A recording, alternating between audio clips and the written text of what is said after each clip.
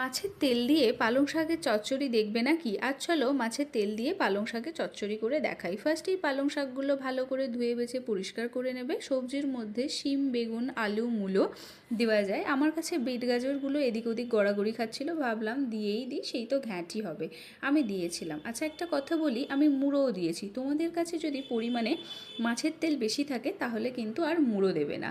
ফার্স্টেই মুড়োটাকে ভালো করে ভেজে নেবে।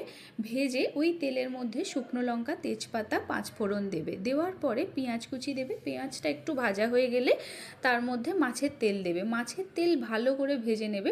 ভাজার পরে আগের থেকে কেটে রাখা সবজি ও দুটো কাঁচা লঙ্কা দিয়ে ভালো করে সবজিগুলোও ভেজে নেবে। সবজি ভাজার পরে তার মধ্যে নুন, হলুদ, জিরে, ধনের গুঁড়ো দিয়ে মশলা কষিয়ে মুড়োটা দিয়ে সবজি ও মুড়ো সেদ্ধ হওয়ার জন্য ঢাকা দিয়ে দেবে।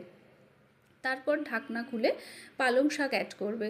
পালং শাক দেওয়ার পরেও একবার ঢাকা দেবে। দেখবে যথেষ্ট পরিমাণে জল বেরোচ্ছে, যথেষ্ট মানে ভালোই জল বেরোয়। বাইরে থেকে আর কোনো জল দেবে না, কিন্তু ওই জলেই শাকটা রান্না হয়ে যাবে। শাক দেওয়ার পরে জল ছেড়ে গেলে আর কিন্তু ঢাকনা দেবে না, তাহলে কিন্তু পালং শাক আর খুঁজে পাবে না, কোথায় সব মিলিয়ে যাবে। জল প্রায় শুকিয়ে এলে তার মধ্যে চিনি দেবে।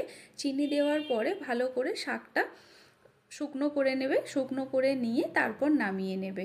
কীরকম লাগলো আমার এই মাছের তেল দিয়ে শাকের চচ্চড়ি আমায় জানিও।